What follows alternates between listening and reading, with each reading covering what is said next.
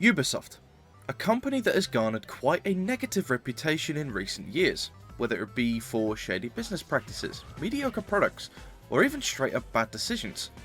They've experienced some serious turmoil because of their actions, and before all of these controversies surrounding their company, they were actually fairly renowned in the industry for making some pretty solid games. Games in which you yourself may have enjoyed a few times over the years.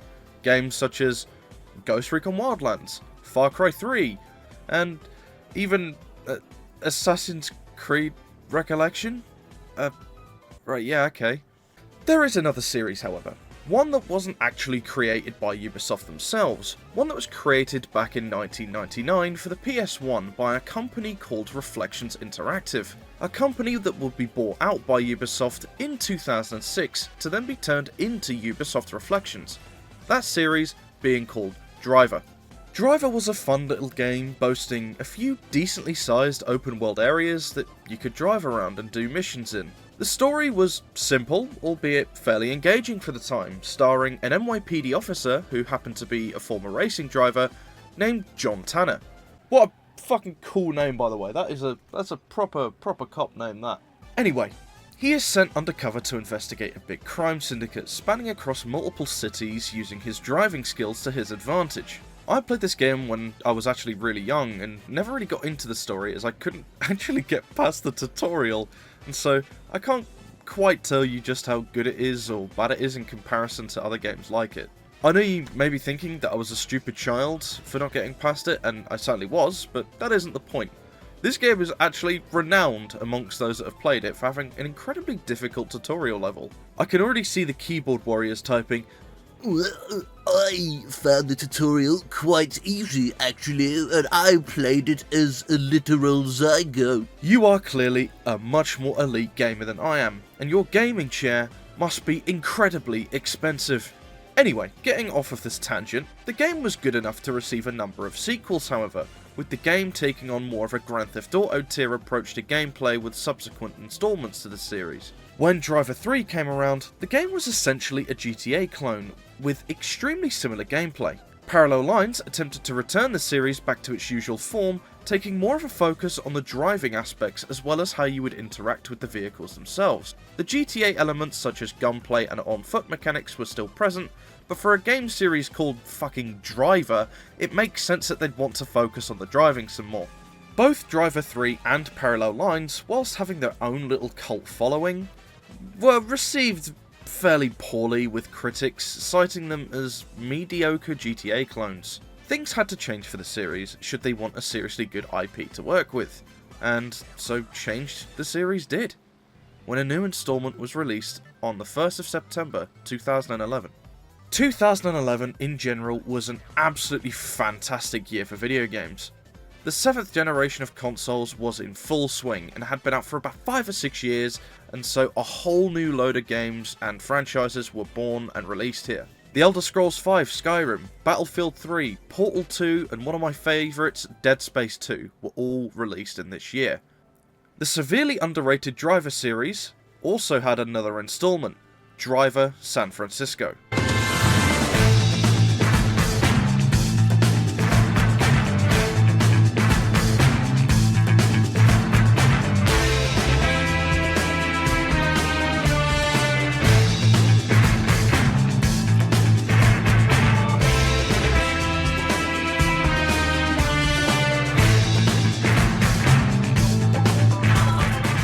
Driver SF, as I will now refer to the game from now on, was different from any other game in the series, and it sort of served as a soft reboot to the franchise. Of course, it still had the whole driving thing, which the series was named after, but it had a number of changes to mechanics, gameplay, and narrative that made the game feel incredibly unique. This was also the first, and at the time of recording, last game in the series to use fully licensed real-world cars. A very nice, albeit unexpected change. These changes to the formula worked so well in tandem with each other that the game is still highly regarded today amongst those that have played it.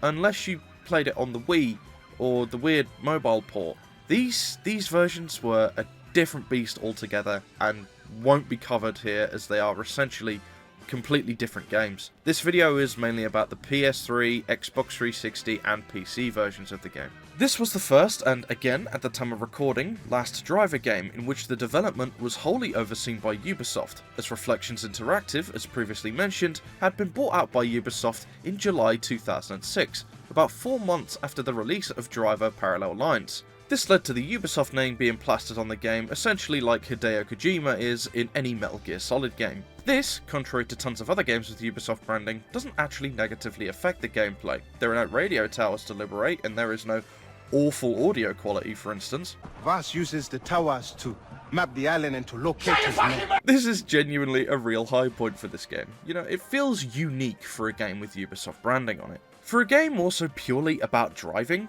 the physics feel incredibly solid. Cars that are heavy feel heavy, collisions actually feel impactful, and the steering just feels buttery smooth without making everything feel too arcadey like Ubisoft's future racing games.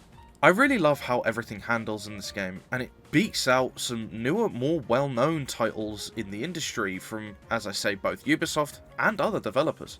This is coming from the company that is most well known for its Demolition Derby series of games that were heavily renowned for their realistic physics of both driving and damage to vehicles. Speaking of damage, you can really fuck these cars up.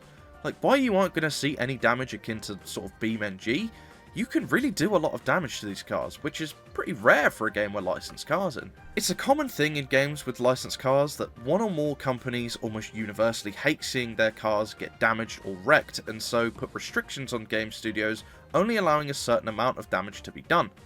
This explains why in some games you can crash into the side of a wall at 300 miles an hour and only come away with damage that makes it look like a child threw some tennis balls at your windshield.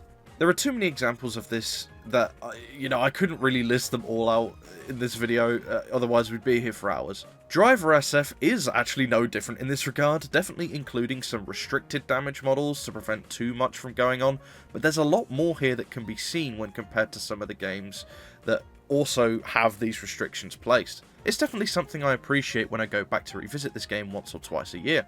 As mentioned earlier, the Driver series underwent a pretty major identity crisis with subsequent releases. Driver 3 and Parallel Lines, as I said, appeared to be more of GTA clones rather than games with their own identities. While they received fair bits of negative press due to the plethora of issues outside driving, the ability to leave your car and steal or acquire another one pretty much instantaneously is a nice addition to say the least. In order to keep this sort of rapid car switching, as well as adhere to the new ratings that they were sort of trying to go for in order to open it up to a bigger audience, this issue was actually pretty much completely rectified in Driver SF with the addition of a new mechanic lovingly known as Shift. This mechanic actually ties neatly and immersively into the narrative of the game, but we will touch upon that a little bit later when we discuss the story. Essentially, the Shift mechanic is a perfect description of what it is. Should you decide that you do not like the car you are currently in and want to swap to a better one, then you can simply shift. The mechanic was so well optimized that its implementation within the game makes it the biggest thing that made the game so truly unique, and you can see on screen right now just how quick it can really be. Harken back to GTA 5 on the PS3 and Xbox 360, the same hardware that this game was released on. Think about just how long it would take for it to load, either into story mode or online, or if you're in story mode, to change characters. You would sometimes be there for minutes at a time waiting for the game to finish loading, which really just slowed the whole experience down. I think GTA 5 to this day is the only game in which I have heard the entire loading screen music all the way through. It's weird. It's really, really weird. While I do not blame GTA for acting this way, after all, it was loading a shit ton of stuff on that console that had a whopping 256 megabytes of RAM, it was never a fun experience just loading in. The shift mechanic, however, as I say, you could press a button and instantly be loaded into the shift mode, to which you could press the same button over a different vehicle and instantly be placed into it. Perfectly seamlessly and on the same hardware. To this day, I'm surprised at just how smooth the integration of this mechanic is. I always loved thinking about how much work went into optimizing specific areas or mechanics of games, even when I was younger when I first played this. This one was so seamless, however, that I barely ever noticed just how fast it was. It was so quick that I instantly got thrown back into the game world and into the action, leaving almost no time to bask in how truly amazing it was. While this mechanic was, and still is, amazing, it served as much more than just a way to swap vehicles. This mode was essentially your in-game map as well. As you progressed through the game and unlocked more areas to explore, your shift got upgraded as well, and allowed you to zoom out further and travel faster, unlocking 4 levels in total. Level 1 being about 20 to 30 feet into the air, allowing you to quickly travel through the streets and clearly see every car in your immediate vicinity. Level 2 giving you the ability to zoom out further and travel entire blocks, not worrying about buildings getting in the way. Level 3 giving you a much bigger view of your surroundings, allowing you to see much more and travel a lot faster. And then with level 4, which zoomed out so far it basically showed the entire district of the map you were looking at. Movement was fairly kind of restricted in this mode. You know, when you had to zoom back in, you had to wait a few seconds before you could move again. So level 3 personally is the best for me, but the fact that you're easily able to travel to different sides of the map at speed, pretty much instantaneously with no explicit loading screen, it's just incredible. Having this as your map also allowed your challenges, bonuses and missions be available for you to see easily with the press of a single button. It all feels so incredibly smooth and intuitive that it baffles me that Ubisoft had the brains behind this. While this game has a fantastic story as well as great gameplay, it would have easily faded into obscurity a long time ago, more so than it already has, had the shift mechanic not been present. This feature really does make the game as special and unique as it is, and anyone that has played and enjoyed this game will 100% agree. To this day, I have yet to truly play a game that incorporates map exploration into the gameplay as seamless as Driver SF does it. As far as driving and racing games go, this game sort of does it all. There are tons of different types of missions and challenges to try, both in and out of the main story. In order to make sense of some of the different missions you have to do in the game, however, let us now go over the story of Driver SF and how it works with the shift mechanic that was added. The story of this game gets absolutely wild and even creepy in some parts, but it really never overstays its welcome. It is definitely a true high point to why this game is as good as it is. Before we really get into this section, I want to preface that we will be going over extensive story spoilers for this game, so if you haven't played this game and want to, which I highly suggest you do, maybe give this one a miss, but if you have played it or don't care, then let's continue. There are a number of different missions with 2 major mission types, Tanner missions and City missions. Both are mandatory, but the real story only really comes from the Tanner missions, with some minor story elements coming from the City missions. Because of this, I will mainly be covering the Tanner missions, with a few of the City missions mixed in that tie directly or indirectly to the story itself. This is because otherwise I'd be bogging down this video with a lot of unnecessary information, and there are some real charming City missions with some really lovable characters that need to be properly experienced to be enjoyed. And I wouldn't want to take that away from someone who might want to play this game. Still, without further ado, let's start off with the story. The game starts off seemingly at the end of a story we don't get to see. The biggest criminal of San Francisco, a man lovingly named Jericho, the villain of this game, is seen in prison. He is seen making a deal with a fellow prisoner, presumably for some sort of prison escape, announcing a trade of $30 million. Quite the haul. His incarceration, however, is due to our protagonist, the formerly mentioned John Tanner, along with his good cop sidekick, the man that needs no first name, otherwise known as Jones.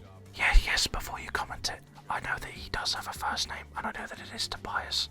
It's just no one throughout the game refers to him as anything other than Jones. We see different angles of everything, with the game showcasing the city, all the cars driving on by, and our protagonist driving his insanely cool 1970 Dodge Challenger. An absolute beast of a mobile, if I do say so myself. The scene switches to Jericho being escorted to the police van, before being discreetly slipped a green capsule by a prison guard, likely on his payroll. The gameplay actually starts with Jones congratulating John for doing most of the legwork for putting Jericho away in the first place, and how he now needs to find a new hobby now that it's all over. This does a pretty good job introducing us to the main protagonist, deuteragonist, and villain. Jericho is clearly a man with many connections and is actively using them to his advantage, while John is clearly a workaholic who is incredibly good at what he does. He may not play by the rules, but by Jove does he get results.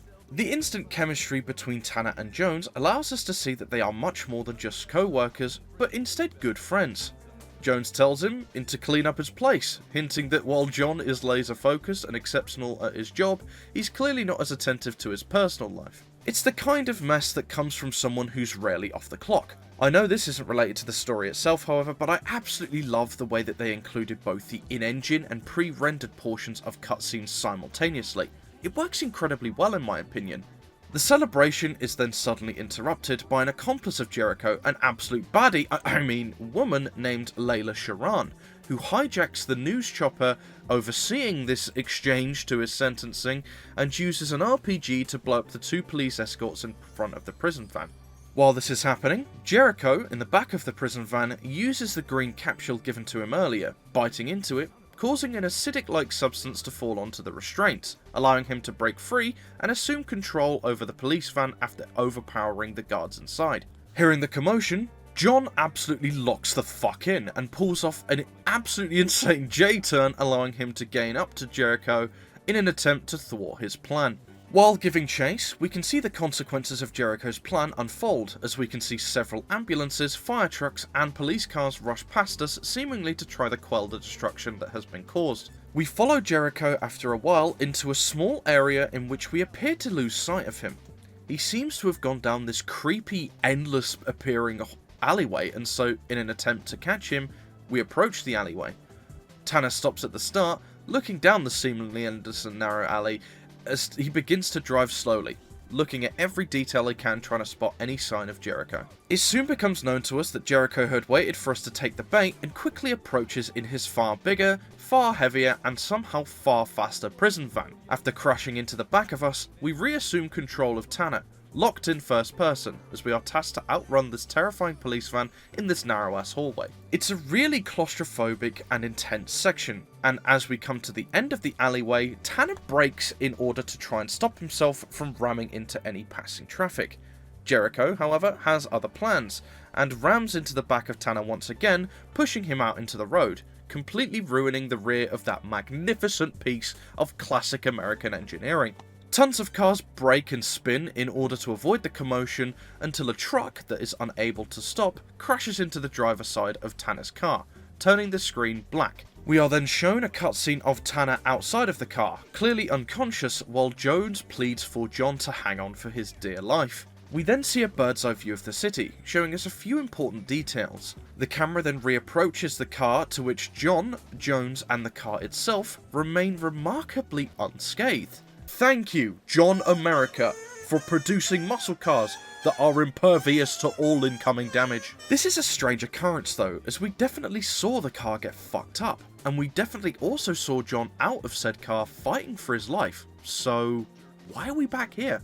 This whole ordeal is then followed up with when John looks up at a nearby billboard that is just black with text saying "Wake Up" in the Black Ops 2 font. Crows menacingly sit on top of the billboard, awaiting John's next move. John then turns to Jones, telling him that he saw where Jericho went when he got a bird's eye view of the city, and so John, being the workaholic he is, tries to see if he can go and find him, instead of, obviously just going to a hospital. I know there's a criminal on the loose, but come on John, you were just in the middle of the mother of all car crashes.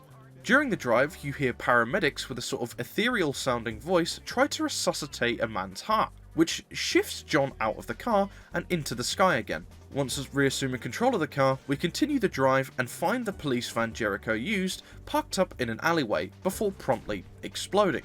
John has another episode before shifting out of his body completely and into the body of an ambulance driver named Ray. John sees, through a clipboard on the dashboard, that it is in fact him in the back of the ambulance, and so proceeds to drive himself to the hospital before his heart stops once again.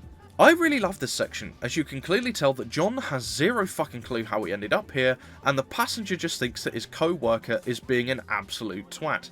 I love the sort of back and forth that this game does so incredibly well between the passengers of the cars and the people that they think are drivers but are actually John. Once reaching the hospital, John then shifts out of the ambulance, with the other paramedics saying that who he thought was Ray the driver was driving like a man possessed. We then see another billboard surrounded by crows with a black background and text saying "do it again." Once seeing this, John notices his car conveniently driving past and then shifts back into his actual body. From here, we can see that both Jones and Tanner are shaken due to the events that have just occurred, plus the fact that Tanner is confused about his new ability that he has acquired. He calls out to Jones as if he has been away somewhere, whereas Jones is confused as John's body has been on autopilot next to him the whole time. Tanner is clearly starting to question his reality by questioning Jones about the billboard across from the hospital, to which Jones sees absolutely nothing wrong. It has apparently always been there.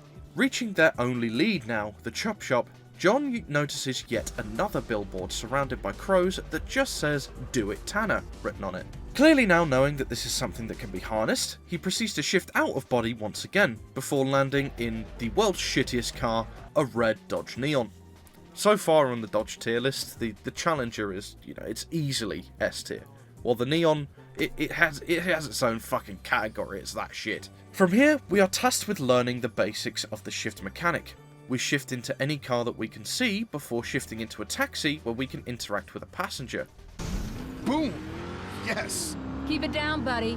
Just drive the cab. Right. Hi, I'm the driver. John now fully learns that while he can implant himself into other people, it's really just his mind that does so, as people in the car next to him, in the passenger seats or in the rear seats and like a taxi, only see the people that are meant to be there instead of John himself. This is where the intro of the game effectively ends. There is a sort of preliminary city mission you have to do in order to show the game that you know how to enter the missions, but after that it's basically just rinse and repeat in that cycle for the rest of the game. Can I just say though that this is unironically one of the most balls to the wall intros to a game I have ever played to this day. It introduces the characters and the gameplay so incredibly well that it's left an impression on me many years later. It takes you through so many emotions and hits you with intense life-saving situations within the first 10 minutes. Jericho is shown to be an evil, manic supervillain that has all of this power and can sort of get these people to do these things for him. It was an easy escape for him, so we can see that he is this intimidating and powerful man. We also see that Tanner is this workaholic that worked so hard to put him away in the first place, and must have an incredible amount of skill if you can put a man of that prowess behind bars. Jones, however, he's just kind of along for the ride, but he's clearly a good friend to Tanner and is still a decent detective alongside him. It's too that the pair of them have good chemistry with each other, bouncing ideas off each other here and there to sort of go further in the investigation of finding Jericho. This is genuinely crazy work, really. Honestly, a really cool intro that sets up the story for the game. From here, however, we return to John and begin starting to gather any possible leads on Jericho we can get. This is when we finally get introduced to the case board. A neat little detail on the case board is that we can see some sort of medical scans in the background, and that we can see from the names on these scans that they actually belong to John himself. After this, we are shown a cutscene of John in hospital, clearly fighting for his life. He's strapped up to several machines, keeping his body alive while he rests in a coma. Jones is sat with him nearby in the hospital cuck chair, clearly having been sat a while, looking fairly tired. All while a news report plays in the background talking about Jericho's escape and the fact that John was fatally injured. One of the city missions you have to complete actually sort of ties into the plot. You take control of a man named Darius Spencer, and you are then tasked with losing the pursuing police and to take a man named Ordell Williams, a man who will come up again later, to a meeting with some of Jericho's thugs. For some reason this mission either takes me about 10 seconds or 30 minutes depending on how the police behave, it's a really weird one, that's for sure. But this is the mission where you sort of really see how far the shift ability can take John in his investigation, as he can remain undercover by just implanting himself into the bodies of people he needs to be. The next main story beat stars Jones and Tanner. John has to prove his ability to Jones by doing some weird and wonderful tasks in order to get Jones on side. You take control of a man who is clearly driving erratically, lovingly called the Jackass, who you make do several things like jump off a car transporter, tag and lose the police, and then just hook himself on a tow truck. Somehow, this is enough to make Jones believe you, but regardless, Jones is now on side and believes you, and now the pair can plan the undercover work that they do together. This is a bit of a slow main mission, but it serves as a sort of preliminary setup to the main plot that can be done now that Jones and Tanner can properly work in tandem together. The next mission involves Tanner and Jones helping a kidnapped woman by the name of Sarah Allen. She calls from the boot of the kidnapper's car, and you use clues to follow her trail. However, once she loses connection to the call, John can then use his shift ability to shift into Sarah herself to gauge exactly where the kidnappers are and which direction they are headed in. Catching up to Sarah and the kidnapper,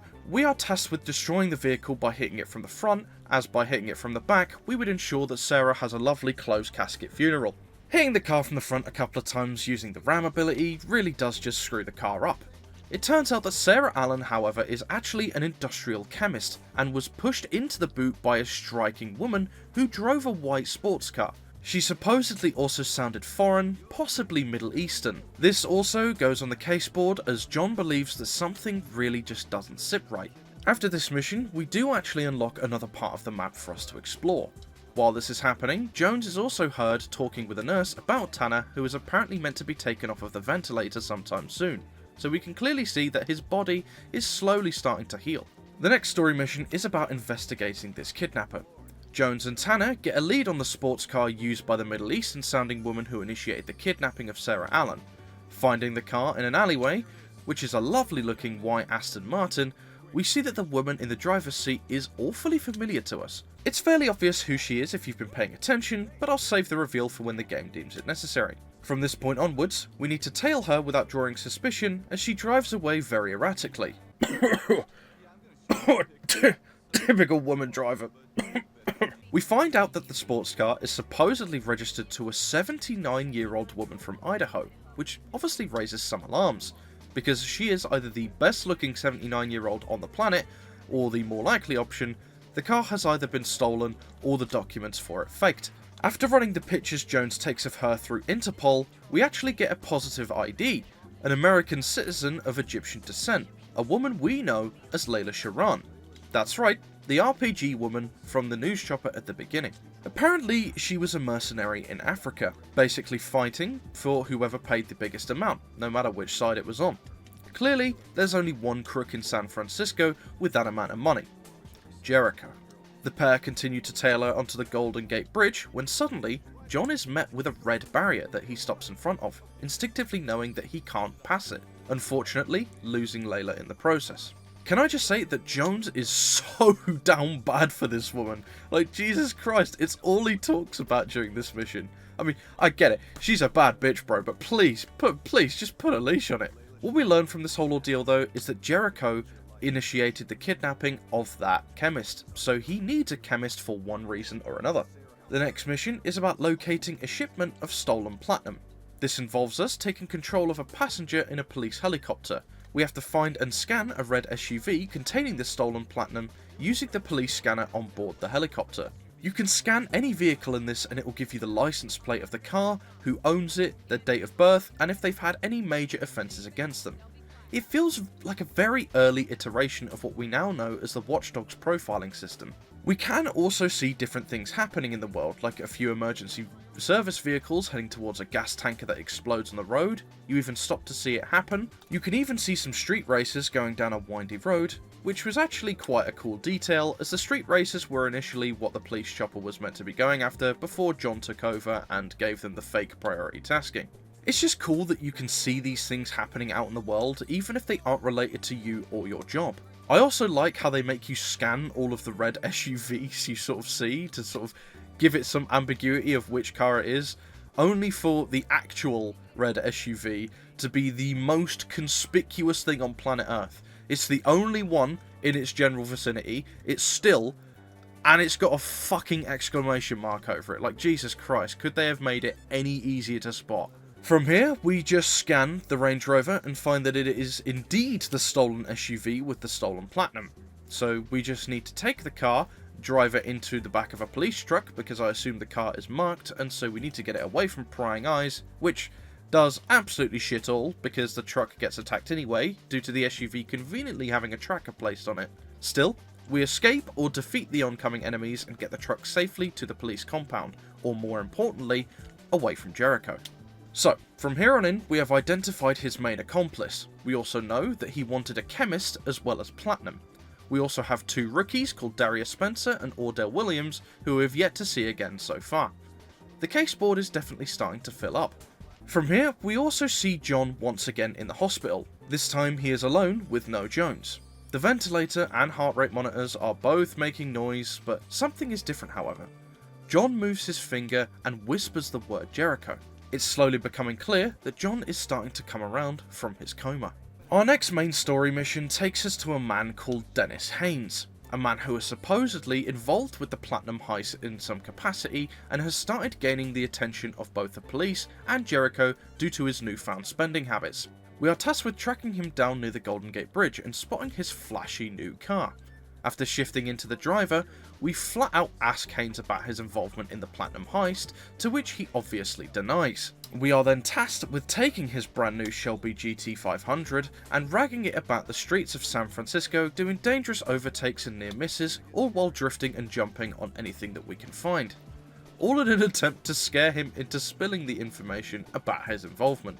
After sufficiently scaring Haynes into submission, he admits his involvement to us, but not before some of Jericho's henchmen come in to ruin the day. Jericho must have known that he was weak-willed and would talk, and so probably have come to silence him to ensure that information is never made public. Once we lose Jericho's thugs, however, we learn that Haynes, like any sane man, folded instantly to Layla because she was hot. Honestly, that's so real from him. That's the realest shit Haynes could have ever done. Best character. We also learn that because platinum is easy to trace if it is sold, the platinum wasn't actually going to be sold, but instead used. We asked Haynes why, or even how, but it's clear that he doesn't know anything more about it. After all, he's just a small fry in all of this. The next mission starts with Jones and Tanner receiving a backup request regarding a hijacking of some ammonia tankers on the freeway. After moving to the last known location, we spot a tanker moving far too quickly for reasonable explanation, and so we enter pursuit mode and use our OP Mind Palace ability to use some concerned citizens to take the tanker down. Doing so nets us another 2 tankers that require destroying a little ways away. Going onto a freeway, we can see both tankers in close proximity to each other, driving faster than any sane man carrying a tanker of flammable substances would ever go. After taking them down and letting the police get to the scene, we see that one of the drivers of these tankers is a man that is actually familiar to both Jones and Tanner, a man named Carl Krug. Carl Krug is supposedly a man who has close ties to Jericho, so we can then safely assume that Jericho is also involved in this ammonia heist. We will come back to Krug soon, but until we do, let's just forget about him.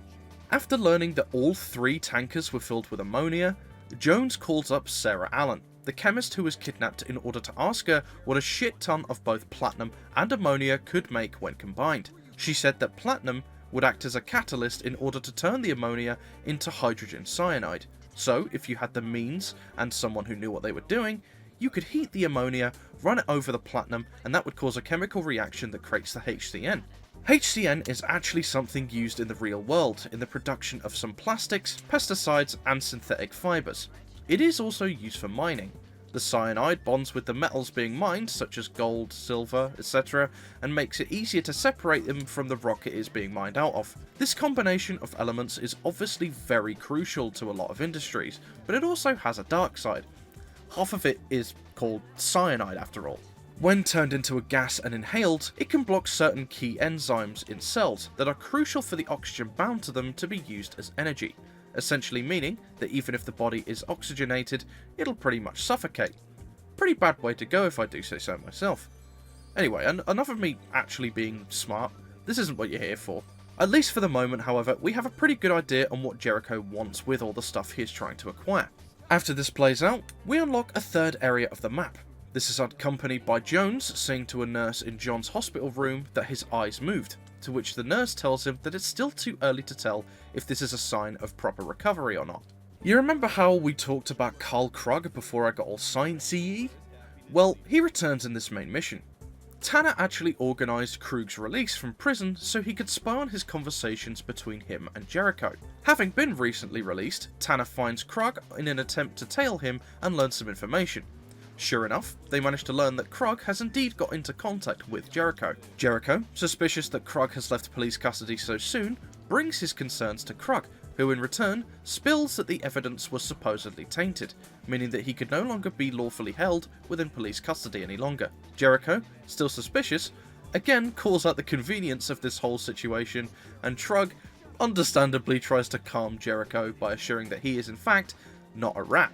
I don't know about you, Krug, but there's no quicker way for someone to think that you're a rat by explicitly telling them that you are in fact not a rat. Jericho, clearly being tired of Krug's nonsense, tells him that he is just muscle, simply disposable to his cause.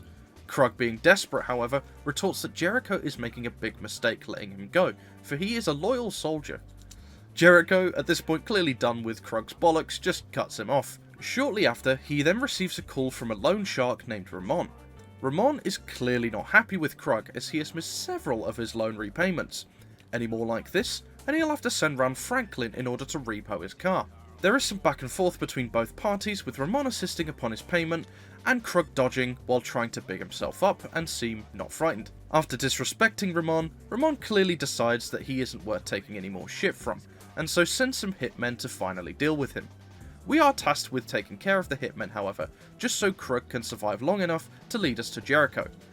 Doing so allows us to hear the follow-up call between Krug and Jericho. Jericho, evidently annoyed with Krug, reminds him that he asked never to be called again.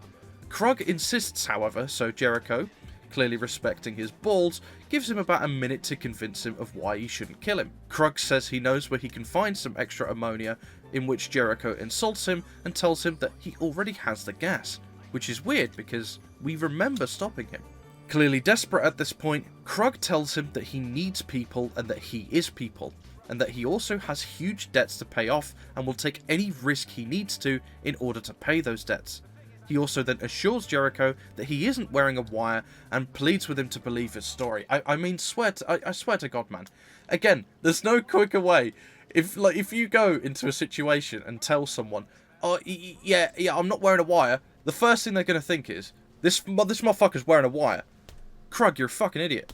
After pulling over, nearing his conversation end with Jericho, Jericho reminds him that his minute is in fact up, and then proceeds to detonate his car with him inside it. I swear to God, this motherfucker has some real vendetta against cars. He'd just be blowing them up for fun. With Krug out of the picture, the pair realise that they now only have two good leads left, Layla Sharon and Ordell Williams. Before following up on them, however, the pair get a lead about the phone signal that detonated the car bomb. It was actually within a mile of the explosion. Tanner, obviously believing that Jericho is behind this, sets off to try and find the culprit.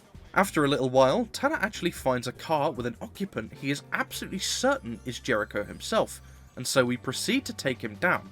After cornering Jericho in an alleyway, we pull him out of the car to arrest him, all while Jones is screaming at us to leave him alone because it just isn't Jericho. Obviously, we think that Jones is being a fucking idiot because we can see that it is Jericho, so we just don't listen. All until Jericho does something that we would have never expected. All around! Damn, man, what'd I do this time? That's right, our villain also has the same power as John. Jones was right all along. It wasn't Jericho. Well, it was, but it wasn't his actual body, and so Jones couldn't tell as he isn't endowed with the same power Tanner and Jericho are. From here, we reassume control, but wait, something's off. The sky is dark, and some of the cars are red. What does this mean? Since Jericho has the same power we do, that means that he can also be OP like we are. We must escape the area of effect Jericho has, while also avoiding attacks he throws at us from random civilians. This mission for me is just terrifying. I know it seems weird because, yes, haha, funny driving game, but this is just pure tonal whiplash when compared to what we've done thus far. We were doing fun little missions to find out what Jericho is planning, and now we find out he has the same power, the sky is dark, and he's attacking us from cars that have lightning bolts shot on them whenever he takes control over them. How is that not terrifying? The further away you get, the more desperate everyone and everything becomes. You get more desperate because you're getting closer to safety, and Jericho gets more desperate as he begins taking over 2 or 3 cars at once choosing different lanes just to catch you out and doing everything he can just to stop you. It can honestly be a pretty scary experience just being chased like that with the darker atmosphere. I remember feeling true relief once the sky returned to its normal yellow hue when I first played this. Even now, I still get vaguely stressed whenever I think about it. Still, the major advantage we once had is now an even playing field. As Tanner himself puts it, it's now a race. Now, we have to use Ordell to get to Jericho before Jericho uses someone to get to us. From here, the next mission starts with us borrowing Ordell Williams. That's right, we finally follow up on this lead. Tanner's thinking is that he can use his driving expertise to push Ordell up the ladder of Jericho's organisation while also remaining undercover. He also believes that because Ordell isn't a big fry, he can easily use him to gather information on Jericho without Jericho suspecting that Tanner is close. With this goal in mind, we take over Ordell to find Layla Sharan in the passenger seat of this lovely Corvette Z06. This is a test put together by Layla to see if Ordell can hold his own behind the wheel, and if he can, he may actually be useful to Jericho somewhere down the line. After starting, Layla gives us this lovely threat, to which I say, don't threaten me with a good time. Ordell, call me sweetheart again and I'll string you up by the balls. Of course, John being the wheelman he is, completes the driving course with ease, certainly pushing Ordell up the list for possible candidates in Jericho's band of thugs. Layla confirms that a job will be coming his way real soon, and that he will get a call. All John has to do now is wait. The next mission is probably the creepiest mission in the game, yet probably my favourite. Out of nowhere, during an argument between Tanner and Jones, time freezes, leaving everything bar Tanner and the car frozen in a single moment in time. The usually bustling city stands still, and all ambience grows silent. The sky turns this depressing blue. After figuring that there's nothing else to do but drive, Tanner steps on the gas and begins to explore the dead city. After a minute or so of driving, something catches his eye. An ambulance. A moving ambulance. With nothing but this as his only option, Tanner decides that following it is the best course of action. Tanner begins to actually notice that his head feels heavy and begins to feel incredibly fatigued. He finds out that for some reason, trailing the ambulance helps balance his steady heart rate, and so he continues to do so. After a little while, the ambulance actually disappears, leaving Tanner alone again, but quickly reappears in a different place. Tanner knows he desperately needs to keep behind this ambulance for it could save his life and the city. The voice of the paramedic talking about John after his accident at the beginning of the game plays, to which John actually recognises it. With nothing left but to follow, John continues to do so. Now feeling a little bit stronger, having followed the ambulance for a while, John realises that traffic disappears once he gets close, making the pursuit a hell of a lot easier to do so. Lowering your heart rate enough makes the ambulance disappear for good, and the city finally returned to normal. The cutscene after shows Tanner still confused with what just happened, trying to explain to Jones what he just experienced. Jones, obviously questioning the legitimacy of this story, says some things that Tanner thinks is weird. Jones tells Tanner that no matter what, he will pull through.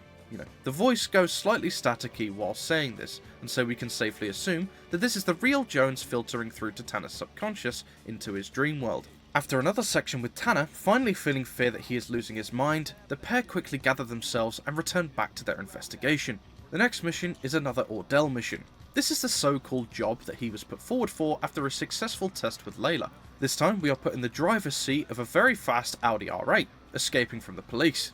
We have a mysterious man sitting in the passenger seat who seems to be quite antsy that we lose the heat. We learn that his name is Kirk, but we do not learn his motives or why he is there in the first place. We can gather from the way that he talks, however, that he is a fairly important individual. Once we lose the cops, we head to the first location to which the police are waiting to ambush us.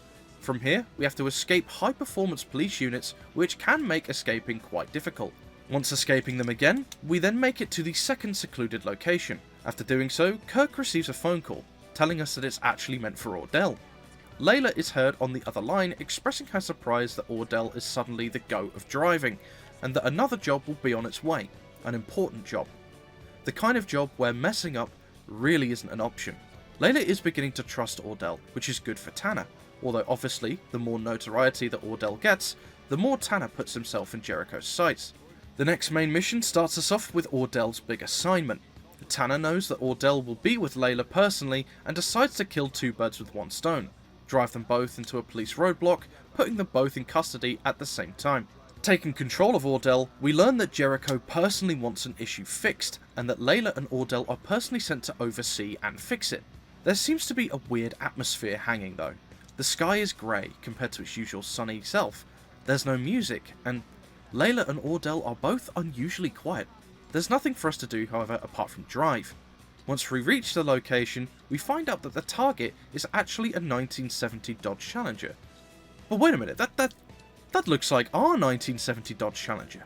That's right, John Tanner is the target. This is where one of the weirdest missions occurs. You have to drive from a second-person perspective.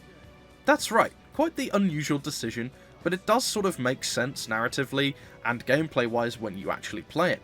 You're in the POV of Ordell in the Hummer, but you actually control John's car. It can be quite difficult to control, as unlike first and third person perspectives, your eyes are telling you one thing, but your brain a completely different thing. It can be difficult, but it is still a really fun way to experience this mission. From here, you simply follow yourself while controlling the car you're following. Simple, right? Layla gets suspicious that you aren't trying as hard as you say you are, but of course you quell her suspicion by telling her that John Tanner is the best driver on the force, and so it's obviously quite difficult to keep up with him. After a minute or so of following John while also simultaneously escaping Ordell and Layla, Layla calls Jericho to tell him that Ordell just isn't acting himself. Layla then goes quiet for a minute and then relays a message from Jericho to Ordell telling him that his partner is in for a nasty surprise. That sort of second of cognitive dissonance before she calls us detective tells us that that's right, Layla has finally rumbled our little plan, and more importantly, Jericho is onto us. We suddenly see the sky go that shade of blue when Jericho was attacking us before, but only one car turns red. John's car. That's right, Jericho has now shifted into John, and is driving like an utter maniac. John begrudgingly shifts into Jones with no other option, and both Tanner and Jericho have a minor back and forth. Jericho basically telling him that he is focusing too much on the city and should be focusing on himself instead. Jericho leaves Tanner's body just in time for John to regain control and pull an emergency stop before he rams headfirst into a fuel tanker, blowing himself and Jones up. Shit is starting to get pretty bad out here. Jericho has rumbled us once again, Layla has now grown wise to our escapades, and Ordell is now out of the picture, presumably even dead. Tanner realises that something isn't right, however, and tells himself that he knows he's missing something that should be obvious. A cutscene then plays where Tanner hears Jones's voice on the radio. Jones is telling us that he's glad we're back on our feet, and that an evacuation plan has been put into action. The National Guard is also involved somehow.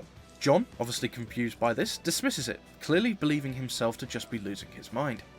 The next mission is all about catching Layla.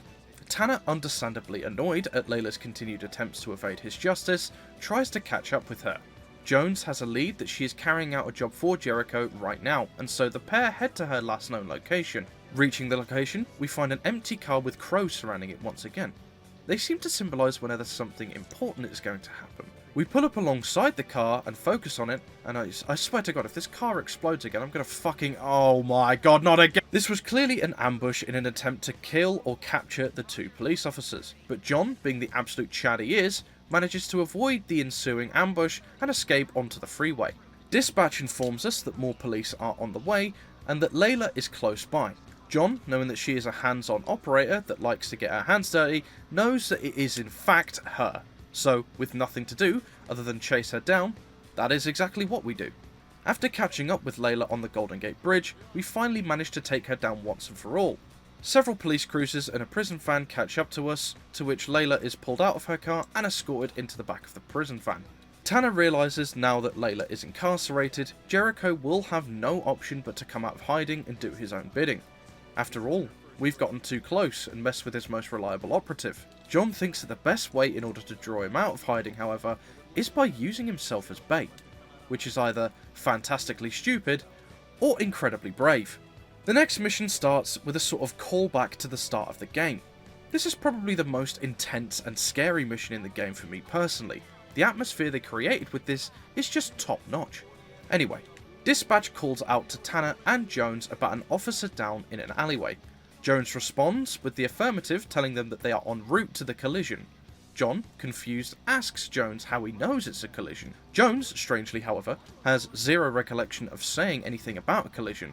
On the way to the collision site, we can hear a truck colliding with a car over the radio, to which Tanner, obviously quite angrily, shouts at Jones to turn the radio off. A woman, who could only be assumed to be the dispatch operator, also tells John that you're gonna make it, to which Tanner believes that she is referring to them arriving at the collision scene. Tanner notices a black Dodge Ram and somehow instinctively just knows it's Jericho. Completely dismissing the other call at this point, he instantly gives chase up an alleyway. Leaving the alleyway, the sky turns that familiar shade of blue we all know and love, and everybody but Tanner and his car are just gone. From here, we see Tanner in the hospital bed, fully tweaking out, clearly in some sort of physical and mental distress. Reassuming control of Tanner in the coma, we assume that some time has passed, and we get to drive in this empty city. There are parts in which you control the car with the camera following on a fixed point from a high up building. You have to choose the right path in this area, however, otherwise it'll just reset. The right path is marked with the only other signs of life in the city, the crows. After doing this numerous times, we are followed up with a cutscene of 4 red Dodge Rams pulling up to face John, one after another. They are all being driven by Jericho, however, who is clearly out for blood. Your goal here is pure survival. Get to the centre of the city fast, whilst avoiding constantly spawning Dodge Rams out to get you. They really do live up to their name though, they ram the shit out of you any chance they get. There's no map for this section, no HUD, except from the dots telling you where Jericho's clones are located. Just you, your wits, and your car. This mission is genuinely so stress-inducing that I would go as far to call it scary. This blew my 12-year-old mind when I first played it, and even as a grown-ass 24-year-old man, it's still nerve-wracking. The objective you get to in the centre of the city may actually seem familiar. It's the same alleyway entrance you took at the beginning of the game when following Jericho in his initial escape attempt. Driving into this area, you notice that the sky returns to its normal yellow hue, and pulling into the alleyway like he did before, Jones, suddenly reappearing, asks where did he go, clearly referring to Jericho and him escaping like he did at the beginning.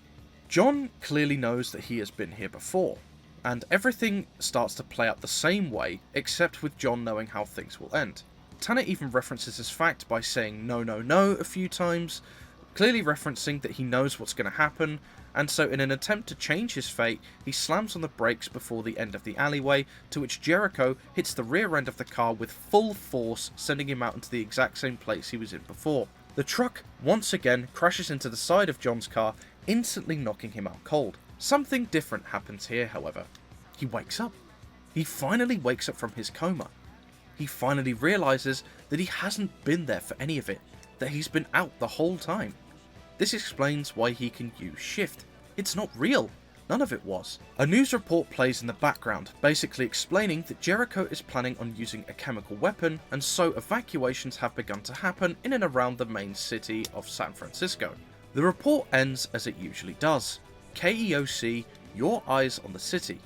A small montage is played here, showing that the eyes on the city line has been played several times throughout the story, spoken by different characters at different points. Clearly now we know that the news reports have been filtering through into our subconscious. This is how we've been able to piece this whole investigation together. We've been hearing everything he has been doing on the news. That's how he still has the upper hand in everything, even if we actively stop him in his tracks. John was never there, only stopping it in his mind. Can I just say this right? That the story to this game has been absolutely fucking incredible. Unironically, some of the best writing that has ever come out of Ubisoft to this very day. Absolutely belt a plotline. Continuing on, John, wanting to stop Jericho, tears himself out of bed and collapses. He obviously doesn't have the strength yet. Jones, re-entering into the room, sees that Tanner has collapsed over, and reawakening in the dream world, we can hear Jones calling out to him that he needs to fight. Tanner, knowing that he has to take down Dream Jericho once and for all in order to fully regain control and beat his coma, sets off and plans to do just that. Take him down. Once again, we use shift in order to crash him out, but the twist is that, as per usual, Jericho can and will do the same to us, so we do have to be vigilant when shifting into other cars, that we are safe as well. Taking down Jericho, we involuntarily shift, hearing nurses asking for a crash cart while Jones tells us to keep fighting. We reappear on the freeway, with Jericho tormenting us with the fact that we are in a coma in John's head, and yet he is still the more powerful entity. John finally realises that he has been living the TV news in his head, but still believes that something is wrong with Jericho's bomb, something that he hasn't pieced together yet.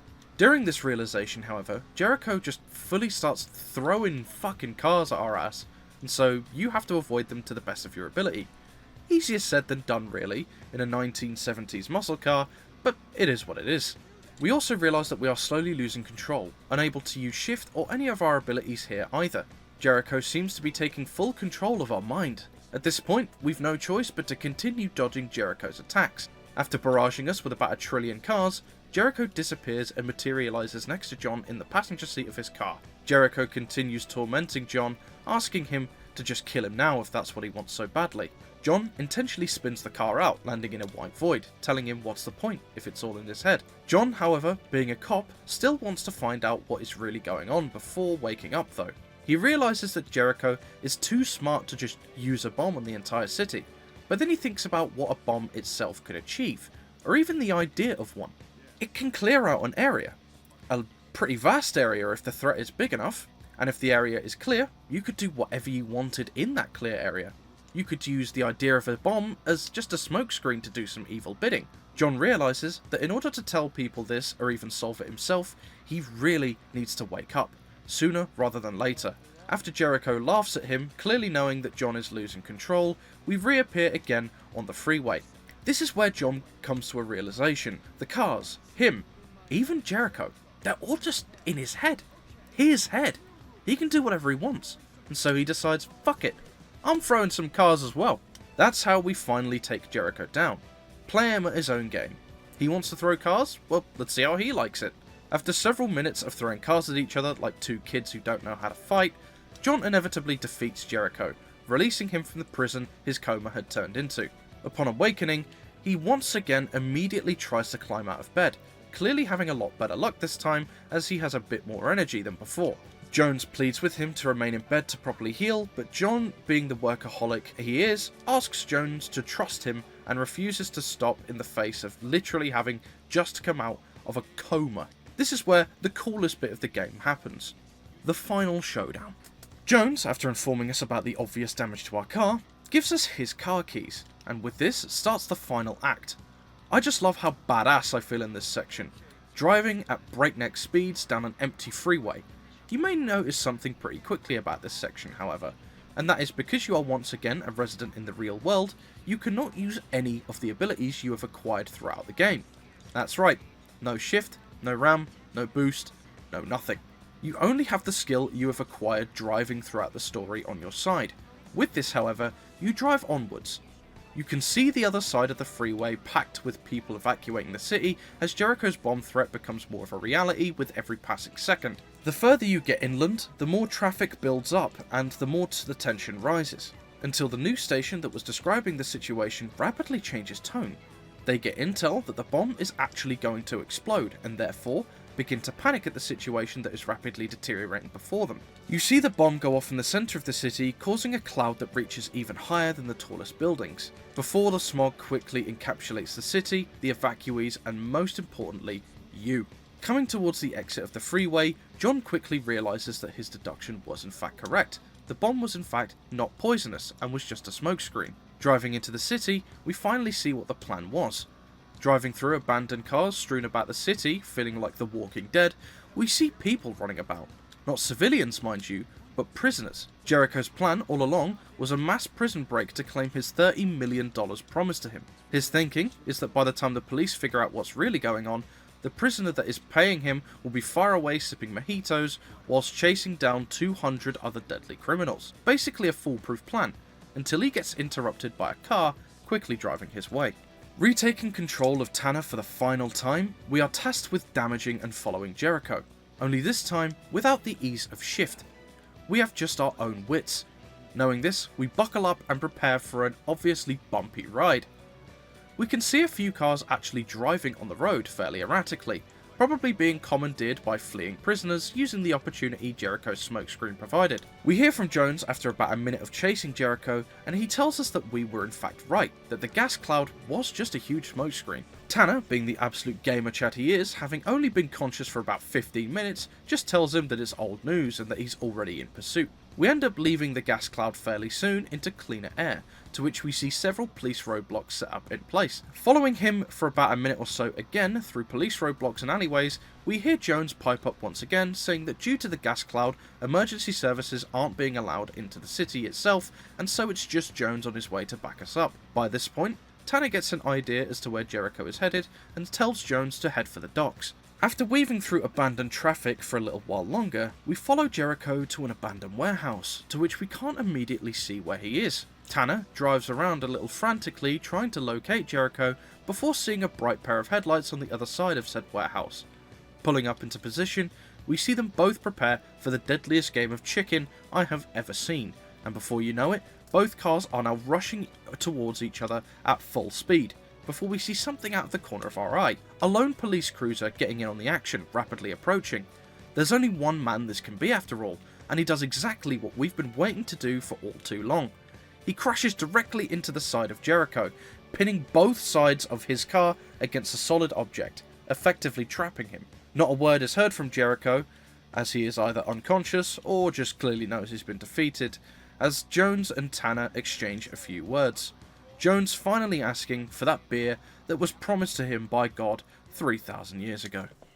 Yeah, go ahead. Would you go for a drink with Tanner? If he claimed that the membership was promised to him by God 4,000 years ago? And that, my friends, as they say, is a wrap. The main game from here on in is complete. No more mandatory missions. Can I just say that this is probably one of, if not the best stories I have ever seen Ubisoft make. It was so engaging from start to finish. The twists and turns we experience as the story progresses are just amazing. The fact that you, along with John, figured this mystery out in real time is just incredible. This blew my mind when I was 12, and the fact that I can still appreciate it now is just... oh man, I love it. The story will forever be one of the main reasons why I revisit this game so often. Well, as I say, it ties to the gameplay and the mechanics rather well, as they regularly intertwine with each other. Obviously, it's not the greatest story ever told in the universe, but it is honestly really good for a game about just driving cars. I love the whole detective aspect of storytelling, and being able to experience that and piece the mystery together myself as well, all while in a thrilling adrenaline-fueled mission about driving fast and avoiding trouble. Sign me the fuck up! I know that finding the cool little hints that his subconscious drops, both implicitly and explicitly, are definitely what this game is all about. Questioning your reality as it deforms in front of your eyes. Even to this day, whenever I play it, I never expect a game with such a limited sounding premise, like a game about driving, could be so deep and balls to the wall whilst also making complete sense. Like for instance, it was really strange seeing the world freeze and go blue for the first time. It made zero sense, but then I saw the ambulance, heard the voices, and realised that it definitely had a connection and made sense. I interpret that in quite the literal sense, that John, in his coma frenzy, had a moment where his body struggled and began to die, and so he quite literally had to save his own life by balancing his own heart rate. Once that was done, everything then returned to normal. It still feels weird whenever I talk about that mission in this type of game, but the game truly benefits from having these weird moments. You can really be present and understand John's mental decline as he comes to grip onto the world that he thinks is real. I quite like the idea of having us, the player, be a sort of omnipotent being, and knowing that everything is just in John's head, whilst he has no idea for most of the story. It allowed me to further suspend my disbelief when I saw certain things like his abilities, or the way some NPCs behaved, and I don't know if this was the intended effect or just a byproduct, but it also made some smaller things like glitches and bugs to be a bit more normal. Even the map design itself. After all we know about John is that he is the best detective in San Francisco. Maybe that's literally the only place he knows, it's the only place he's lived and ever been.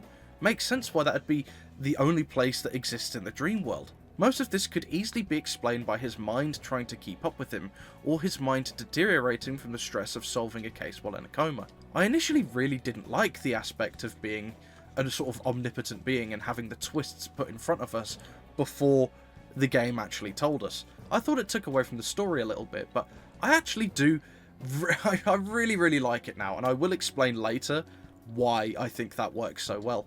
One thing I do actually want to talk about before we do that though is the crows. Now, I may just be a fucking idiot, which, let's be honest, I definitely am, but I never actually really noticed them until I was about 17 or 18. I just thought, you know, hey, some crows. Nice little bit of background detail. But after playing the game a few more times with a better understanding of the story and the environment, I think the crows are actually John's instincts personified. I know that kind of sounds out there, but hear me out. Tanner's a detective, and not just any detective, but the kind who runs on gut feeling. You've seen how he's acted more than a few times throughout the campaign. He doesn't always play by the rules, and in a situation like this, where his mind is in pure self-defense mode, it makes sense that his instincts would start guiding him throughout the world. We see the crows a lot near the billboards, the ones that give him tips on how to master the shift ability. They're always there, like a sign that his subconscious is leading him in the right direction. We also see them near the cars that randomly explode, almost like his mind is saying, "Danger ahead, be careful." Then there's the second frozen city sequence, where the crows quite literally show you the correct path to escape. They're not random. They show up when his subconscious needs to step in. They feel like whispers in the back of his mind, quiet warnings that things aren't always what they seem. And if you want to go even deeper, crows in folklore are symbols of death, or at least the approach of it. That lines up perfectly with the game's themes. Maybe Tanner's detective brain, always searching for the truth, was dropping hints the whole time that this reality is the world's fattest lie. Building on the crow theory, and what I said about us being an omnipotent being, I believe that the player is more than just an external controller of John. We essentially play a much bigger part than we ever even knew. We become an extension of his mind itself. The omnipotence we're given isn't just a gameplay mechanic or a way to showcase certain story elements to us, it is a proper narrative tool designed to fully immerse us into John's consciousness. We don't just control him, we are his subconscious, the unseen force guiding him through the chaos of his dream world, because we know what John experiences. The clues, the dangers, the mysteries, we instinctively steer him on the right path. Without us, he might endlessly spiral, lost in his fractured mind. So in a way, the player isn't just playing as John. We're the voice inside his head, the instinct that keeps him grounded, and the reason that he can piece the puzzle together. It's a brilliant blending of gameplay and storytelling that makes the player feel like a vital part of John's journey, not just a passive observer. One interpretation I kept coming back to while playing through the game again in order to write the script for this video was how the main three characters, John, Jones and Jericho, mirror the Freudian model of the mind, the ego, the superego and the id. If you're unfamiliar, Freud theorized that our psyche is divided into three main parts.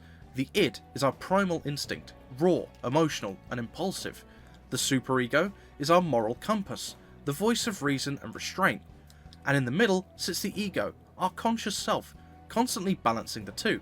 I like to sort of imagine it as the old devil and angel on the shoulder scenario, with each party whispering things into your ear about what you should do in a given scenario.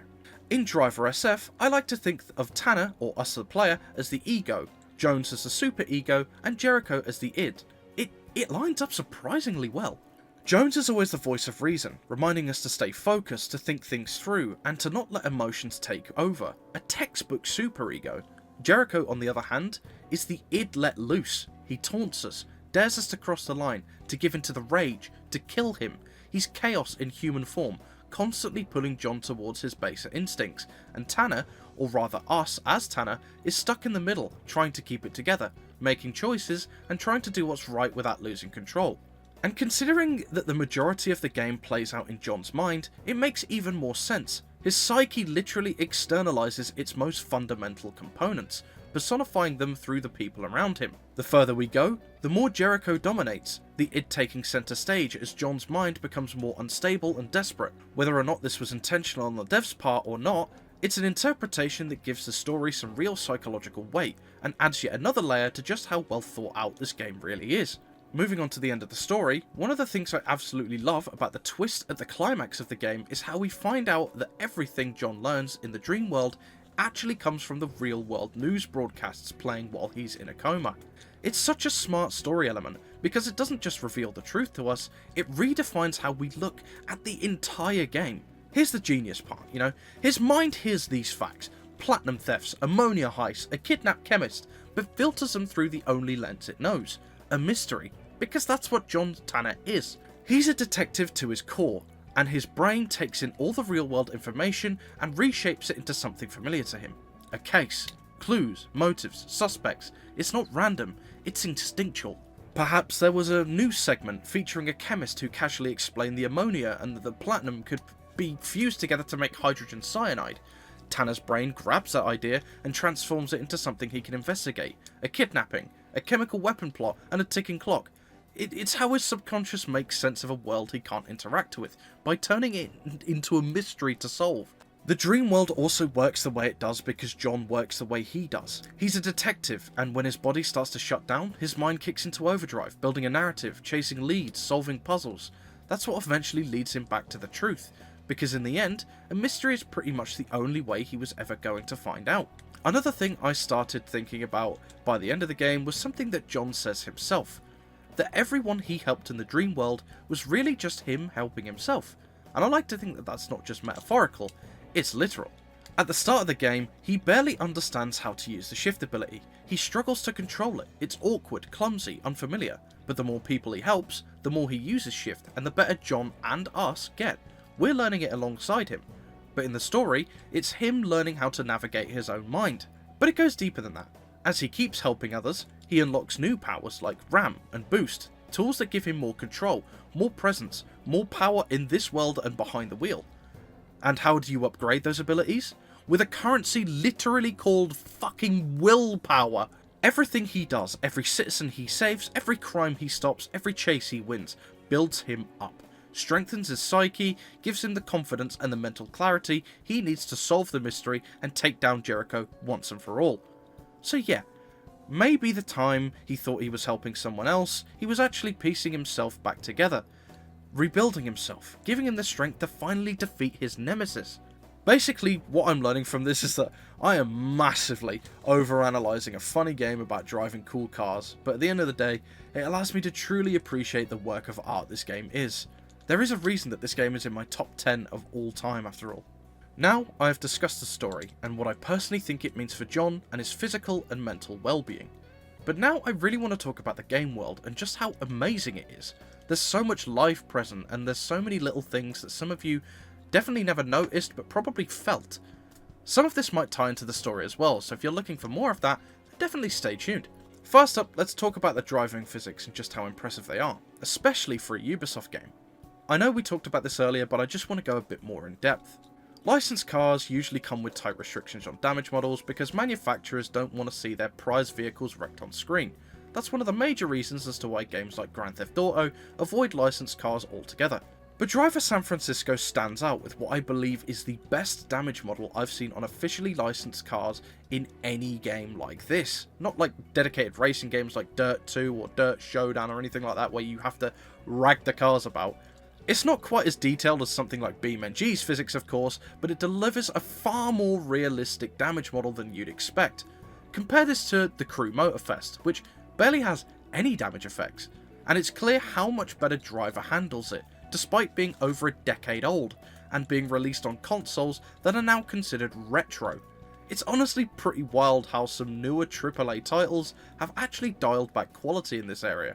What really impresses me is the nuance. Minor scrapes and major crashes look distinct, with plenty of detailed visual feedback. Small bumps cause minor dents and scratches on the paint, while big crashes cause noticeable body deformation, with certain parts of the car bending or breaking in response to said crash or collision. You can even see sparks fly at the bottom of the underside of the car as it scrapes against the ground once you land from a massive jump. It's the little stuff like this that can really add a layer of immersion that's fairly rare in arcade races. Driver SF really is the creme de la creme for arcade damage physics in my very legitimate uber professional opinion. As for the driving physics however, I feel like they can actually be compared fairly decently to that of GTA 4's driving physics in the pure weight and feel of a car. GTA 4, as we all know, is still celebrated for its realistic driving physics, a major leap from the stiffer handling of GTA 3, San Andreas and Vice City. The cars feel weighty, and while even the lighter vehicles carry some heft, there's a clear difference between heavy and lighter cars. What stands out however is how the game actually communicates this weight to the player. When you turn, the car subtly jolts in the opposite direction, with that effect intensifying at higher speeds with heavier cars. Both Driver SF and GTA 4 nail these physics details. When you accelerate, the car's body shifts. The rear dips while the front lifts, mimicking real-world weight transfer. Braking flips this. The car pitches forward as momentum shifts. The intensity varies by vehicle, making your choice of car a strategic decision depending on the situation in both games. Unlike GTA 5, where you can slap off-road tyres on a Prius and call it a bona fide rally car, Driver SF and GTA 4 keep vehicle handling tied closely to each car's build. And then there's drifting, one of my favourite things in any racing game. I can just about pull it off in Forza Horizon and somewhat struggle in The Crew, but in Driver SF, drifting honestly feels accessible and satisfying. Spot a car with a good drift stat? Just rag it down a corner. The game makes it so easy to slide through corners with a very high amount of satisfaction and accuracy. For an arcade racer, the physics system is seriously impressive. It's more visceral and believable than many other games out there, especially The Crew. If you love driving games with great physics and haven't played this yet, please, I urge you, give it a shot. It's honestly amazing, and I really can't do it full justice here. Speaking of cars, I also want to highlight just how unique the car roster is in this game, because Driver San Francisco isn't your typical racing game like Forza Horizon or Gran Turismo. You're not constantly tripping over hypercars every 5 seconds, so instead, the streets are packed with regular everyday vehicles, the kind of stuff you'd actually see out in the wild. But alongside those, you've got a bunch of surprisingly obscure gems. Some of my personal favourites: the 1974 Dodge Monaco, the 1951 Hudson Hornet, the 2010 Lincoln Town Car, and the tragically mid-2002 Dodge and my weirdly beloved outlier, the 2011 Aston Martin Signet. To my knowledge, this might be the only game where the Signet was actually officially included, which makes sense because it's fucking garbage. But hey, it's here, and I love that. I also love that because the Signet came out in the exact same year of this game, they very much overestimated how many would be on the road. This variety doesn't just make the car list interesting, it actually enhances the gameplay. Remember when you were a very, very young 35-year-old man and saw a rare car on the road and thought, wow, that's cool? That, you get that feeling of excitement because you see something rare that you don't get to see every day.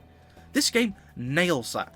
You'll be shifting between a sea of Dodge Neons and delivery vans when, bam, a DeLorean rolls by.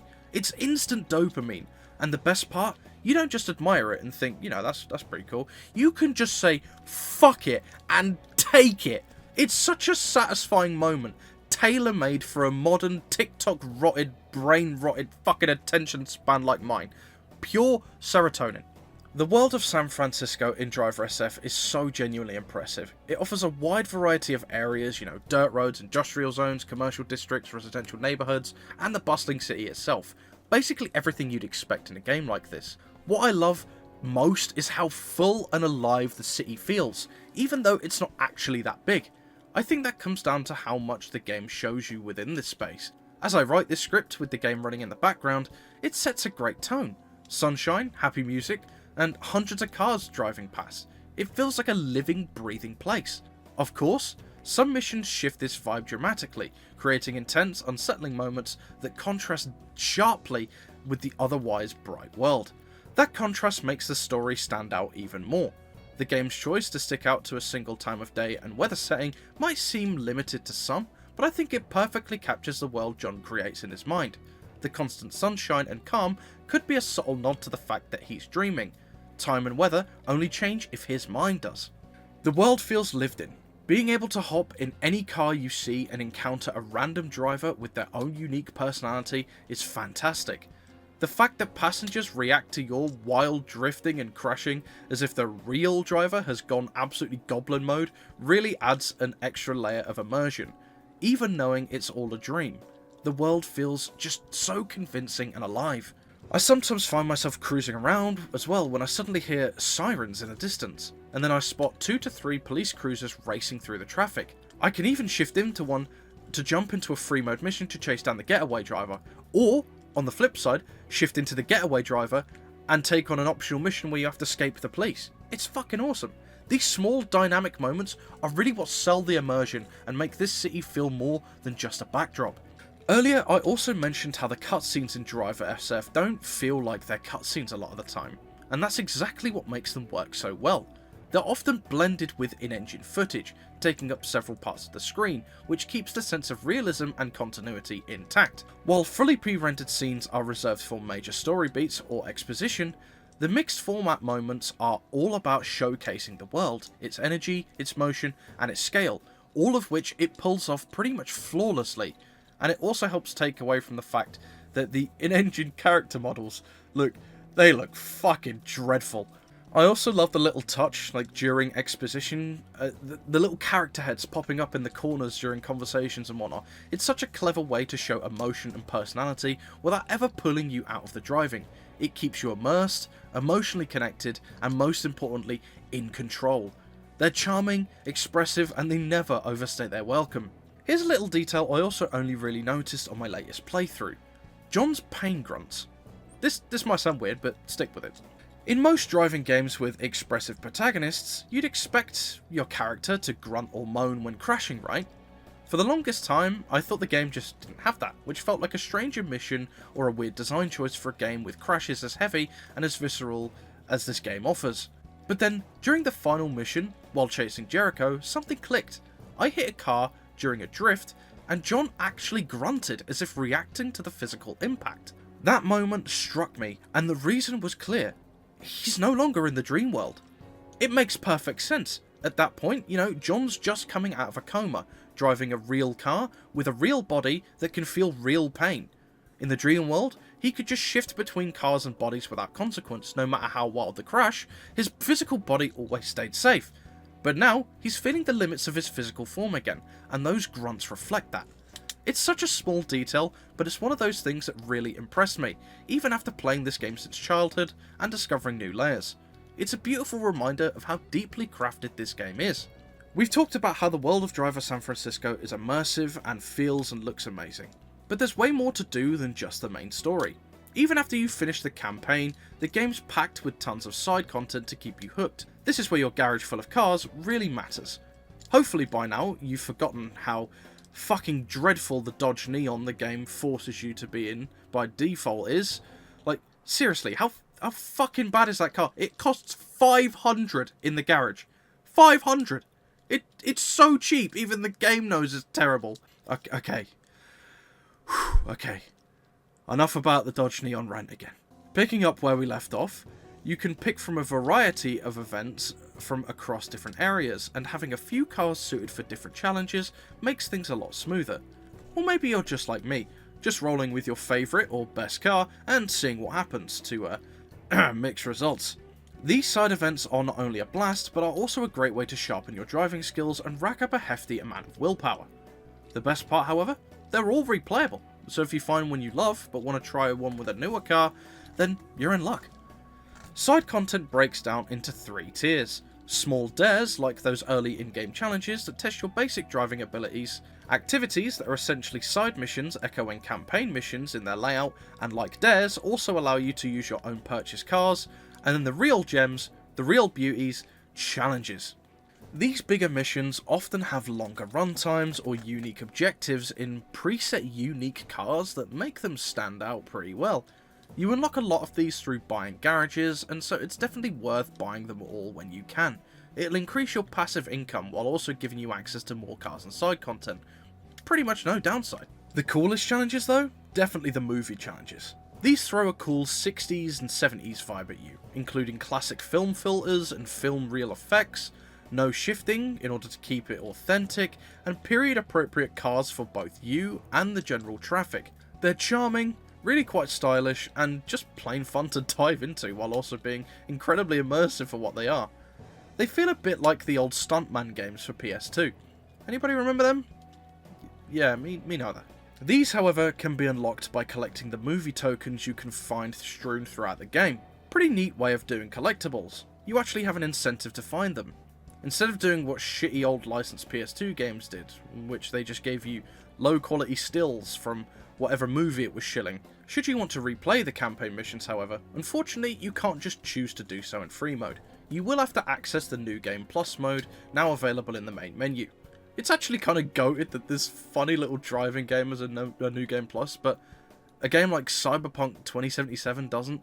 All the New Game Plus mode really does is reset the game back to the beginning of the story, except this time you still have all of your purchased garages, vehicles and upgrades, so at least you'll be able to do the campaign missions with even more OP abilities. Still, it's a nice addition to get extra playtime out of, especially if you're overly analytical like me and need to play the missions several times. Before we get to the conclusion of this video, I just want to discuss the history behind how the game series may have actually evolved past the Driver name, and how it influenced other successful Ubisoft franchises. Those of you that know me know that I am partial to enjoying the odd session of The Crew. I played the ever-living shit out of the first and second games, and have a sort of on and off again relationship with Motorfest. The first game being my favourite, however. This is because it sort of revolutionised the open world racing game genre by allowing you to drive across the entire United States. Obviously it was scaled down, but it was still a very, very big map for what it was, and it definitely felt bigger than it actually was. This was the game's main selling point, and it definitely worked in its favour in my opinion. I used to love spending an hour or two going from the east to the west coast and then back to the east. It was a really fun time seeing all the different environments change as you kept going. The whole game is a sort of Need for Speed plot of gangs, violence and the sorts, the scale of the map really gave the enemy faction, the 510s, a real sense of power, they were embedded all the way across every city in the US, and so made taking them down infinitely more satisfying. You may be wondering why I'm talking about The Crew in this video about Driver SF, and that is because Ubisoft Reflections co-developed The Crew 1 alongside Ivory Tower. This allowed the game to really have that sort of darker and grittier driver flair in the massive open world of the US. The driving and damage physics, while nowhere as good as Driver SF, were in my opinion the best the series has seen. Cars felt fairly weighty whilst having a very arcadey feel to them. You can really feel the difference once Ubisoft handed all the development rights over to Ivory Tower though, because the game felt a lot more stiff in areas and also had a much lighter theme. I still have a major gripe with Ubisoft though, and their treatment of The Crew 1. It sucks that we're all just doomed to share the same fate as their previous racing or driving game. I would have actually murdered for an offline patch, but they never really bothered with it, and thankfully got a lot of shit for it. Hopefully though, a community offline patch will be made available at some point, because I would love to go back and play this game again. It's been a couple of years. Hopefully the Stop Killing Games initiative actually gets somewhere. The Crew is not the only series of Ubisoft that has been influenced by Driver. I bet some of you out there didn't actually know that Watch Dogs 1 was intended to be a sequel to Driver before being turned into the Watch Dogs we know and love today. This goes on to explain some of the cool things I mentioned earlier about mechanics being somewhat similar. The whole idea of scanning an individual, and it gives you a number of personal things about them, being able to interact and determine the personality of anyone you want, plus even the little things like being able to remote control cars, being a callback to the shift mechanic. It's the little things like that that make the Driver DNA really shine in the Watch Dogs series. Not to mention that in the second game, set entirely in San Francisco, Marcus has an app called Driver SF, which features a load of taxi driving minigames with a sort of driver feel to them. A nice little nod to the game that basically birthed the whole series. So after sitting here for ages, you may finally be getting to the point where you are thinking, well Mr. G-Shapsum, this is all well and good, but you haven't got to the point where I can't play this game anymore. And yes, funnily you should ask this question now, I was just about to answer it. Aren't you clever?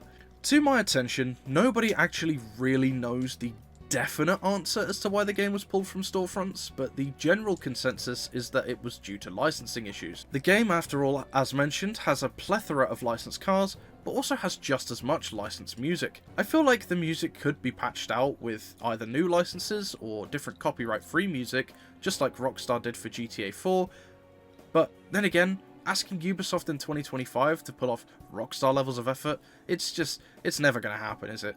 If it is the cars, however, then obviously might be a bit more difficult to change, and so therefore it makes sense as to why the game is in the state it is in. You'd think they'd divulge that information though. The game page has also been taken off Ubisoft's website, and they really just seem to be trying to erase all memories of the game from everywhere. It's almost like they really just don't want to acknowledge its existence. There was apparently meant to be a live-action Driver show planned, which was put on hold or cancelled around mid-2024, but that's the first and last I heard about that. I imagine though, with Ubisoft the way it is at the moment, not doing anything with the franchise until they get their revenue stream to be a bit more substantial definitely seems like the better option, which I guess is fair enough. I can't see them choosing to remaster or make a new game for a dormant franchise when they're as far into the shitter as they are. Hopefully one day, however, we can see a remaster or even a new entry into the Driver franchise, as they are all incredibly fun in their own way, even the weirder installments. As I say, they all have their own little cult following. It's just a shame, however, that Ubisoft seems to be wiping itself clean of Driver SF, and many people like myself, and probably you if you've made it to this point in the video, would love to see it return to digital storefronts on modern hardware. Obviously for consoles, if you have the older console, you can just buy a cheap disc version of the game. They are pretty cheap when you come by them. But for PC, however, it is nigh on impossible to get a copy of the game, unless you have enough money to warrant spending over 400 Great British pounds on one of the few remaining keys in existence. Unfortunately, if you want to play the game on PC, you will more than likely have to do what I did and resort to piracy. Just know that if it were still available for purchase, I would have done so in a heartbeat, and would still do so should it return to storefronts after this video releases. I just hate knowing that a game that is as good and as unappreciated as this is being left to rot by the developers as they can't or just won't sort the licensing out. Maybe in a few years us PC lot will see an RTX remix version of the game. I know it's basically impossible with how the game is, but a man can dream. So yes, this game. This wonderful game that we have talked so much about today. This game is truly one of the best games I have ever played, and that might sound stupid as hell for some of you, but for others, you'll just get it. I love the way that this game makes me as the player feel, and I love the way it really conveys the damage that John Tanner is experiencing. You feel it so vividly that even when he is alone, you feel truly alone even if you aren't. His trauma is your trauma. You know how with some people you say that you wish you could just see inside their head? Well, this game is exactly that. You see inside a man's head. He likes fast cars, protecting the city, and being a cop. What's the exact thing you get to do? Drive fast cars, protect the city, and be a cop, all at the same time. I know it might sound a bit boring when I word it like that, but I urge you, please, please, please go and try this game for yourself if it even sounds remotely interesting. This game explores so many themes other than just drive fast, do big crash, and make big boomby boom boom. It's honestly really worth your time, and if you like things such as elements of horror in non-horror media, the idea of a second-person perspective, this game did that really well, or if you really like how psychology can affect you and your surroundings both positively and negatively. They say that video games are a form of art and that art is subjective, and for me, this game is perfect for that analogy. A lot of my story theories at the end of the day are just that, theories, and I love thinking about that.